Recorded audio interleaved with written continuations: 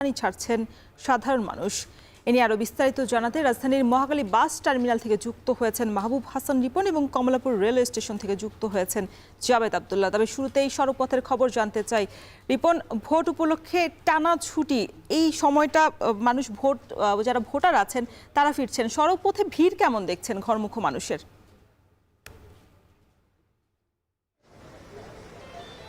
সড়ক পথের ভিড়ের কথা যদি বলি তাহলে কিন্তু সকাল যত গড়িয়েছে সড়ক পথের ভিড় ততটাই বেড়েছে। আমরা গাবতলীতে ছিলাম, সেখানেও দেখেছি যে সেখানে মানুষের উপস্থিতি বেশ ভালো ছিল যত সকাল গড়িয়েছে। এখন আমরা রয়েছি মহাখালী বাস টার্মিনালে। এখানে আসার পর থেকেই দেখছি যে এই মহাখালী বাস টার্মিনালে কিন্তু মানুষের উপস্থিতি তুলনামূলকভাবে গাবতলী বাস টার্মিনালের চাইতে অনেক বেশি। এখানে মূলত ময়মনসিংহ, তারপর হচ্ছে সিলেট, মৌলভীবাজার, নেত্রকোনা এই রুটে যারা রয়েছেন, টাঙ্গাইল এই রুটে যারা রয়েছেন তারা কিন্তু মহাখালী বাস টার্মিনাল থেকে তারা যাত্রা করবেন। এবং আমরা দেখেছি যে সকাল থেকেই মহাখালী বাস টার্মিনালে মানুষের ভিড় ছিল এবং গতকাল যে অভিযোগটি ছিল যে অতিরিক্ত ভাড়া আদায় করা, আজকে কিন্তু আমরা টার্মিনালে এসে যাত্রীদের সাথে কথা বলেছি। আজকে মহাখালী বাস টার্মিনালে অতিরিক্ত ভাড়া আদায়ের কোনো অভিযোগ এখন পর্যন্ত আমরা পাইনি। তারপর আপনি যেটি বলছিলেন যে ঘরমুখো মানুষের কথা বলছিলেন এবং নির্বাচন যেহেতু আগামীকালই ভোট, সেই ক্ষেত্রে মানুষের যে উদ্দীপনা উৎসাহ সেটি কিন্তু অনেক বেশি। আমরা প্রথমবারের মতো যারা ভোট দিতে যাচ্ছেন আমরা তাদের সাথে কথা বলেছিলাম। 2013 সালে একজন ভোটার হয়েছেন, কিন্তু তিনি এরপরে ভোট দিতে পারেননি। তিনি খুব উৎসাহ উদ্দীপনা নিয়ে ভোট দিতে যাবেন এবং তিনি মনে করছেন প্রথমবারের মতো ভোট দেওয়ার যে আনন্দ, তাকে সেই আনন্দ তো কিন্তু পেয়ে বসেছিল।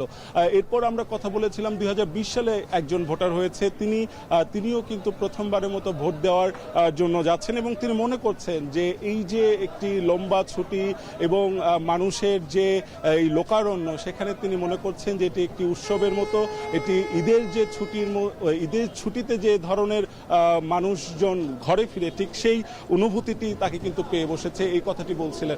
কাজেই আমরা যখন মহাখালী বাস টার্মিনালে এসে যখন আমরা কথা বলছিলাম যারা যাত্রী রয়েছেন, যাত্রী সাধারণ রয়েছেন, তাদের সাথে প্রত্যেকেই কিন্তু এই যে ভোট দেওয়ার যে আনন্দ, সেই আনন্দটির কথাই তিনি বলছিলেন। আমরা প্রবীণ কয়েকজনের সাথে কথা বলেছিলাম যারা বিভিন্ন সময়ে ভোট দেওয়ার অভিজ্ঞতা যাদের রয়েছে, তারা বলছেন যে এইরকম নিজের পকেটের টাকা খরচ করে ঢাকা ছেড়ে মানুষ তার গ্রামে যাচ্ছে, সেই রকম কিন্তু অভিজ্ঞতা তিনি কখনো দেখেননি। তিনি প্রথমবারের মতো সেই অভিজ্ঞতার সাক্ষী হলেন এবং তিনি মনে করছেন যে একটি উৎসবমুখর ভোট তিনি গ্রামে গিয়ে দিতে পারবেন। মহাখালী বাস টার্মিনাল থেকে এই ছিল আমার কাছে সবশেষ। এবার আমরা রেলপথে ঘরমুখো মানুষের খবর জানতে চাই। জাবেদ, জানাবেন যে কমলাপুর রেলওয়ে স্টেশনে এখন কেমন ভিড় দেখছেন, কোন অঞ্চলের মানুষের বেশি ভিড় দেখা যাচ্ছে?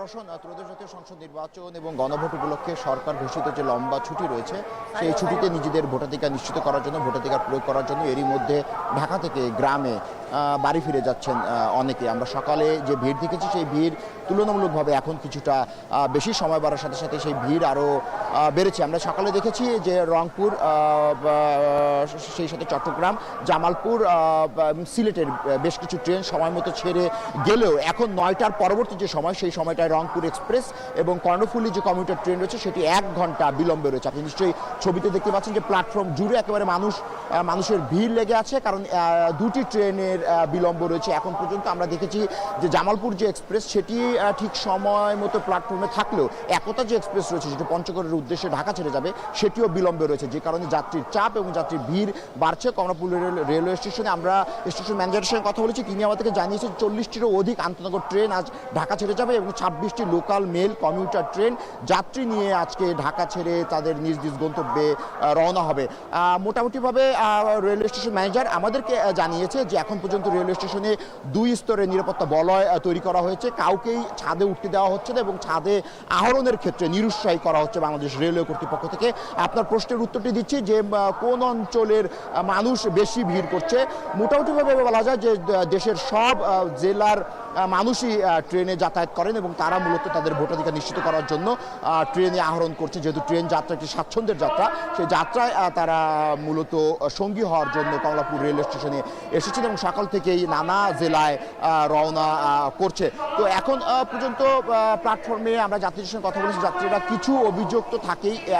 এই যেহেতু লম্বা একটি ছুটি রয়েছে, ঢাকার যারা বসবাস করেন তাদের বিশাল সংখ্যায় মানুষ এরই মধ্যে ভোটাধিকার প্রয়োগ করার জন্য যেহেতু গ্রামে ছুটে যাচ্ছেন, সেহেতু মিশ্র প্রতিক্রিয়া তো থাকেই, অভিযোগও থাকে। তবে রেলওয়ে কর্তৃপক্ষ বলছে যে সকল অভিযোগ এবং অনুযোগকে তারা প্রাধান্য দিয়ে সর্বোচ্চ যে রেল সেবা, সেই রেল সেবা নিশ্চিতে তারা একযোগে কাজ করছে। এরই মধ্যে রাজশাহী যে এক্সপ্রেস রয়েছে, সেই রাজশাহী এক্সপ্রেসের যে শিডিউল ডে অফ থাকে, সেই শিডিউল ডে অফ বাতিল করা হয়েছে এবং অন্যান্য যে তাদের লোকবল রয়েছে, অর্থাৎ এই যে বিশাল সংখ্যায় যে যাত্রী রয়েছে, সেই যাত্রীদের গমনাগমন নিশ্চিত করার জন্য রেলওয়ে কর্তৃপক্ষ থেকে তাদের লোকবল এরই মধ্যে বৃদ্ধি করা হয়েছে। তো রওশন, এই ছিল আমার কাছে কমলাপুর রেল স্টেশন থেকে যে যাত্রীদের যে চলাচল, সেই ভোট কেন্দ্রিক যে যাত্রীদের চলাচল, সেই চলাচলের সবশেষ তথ্য। রওশন।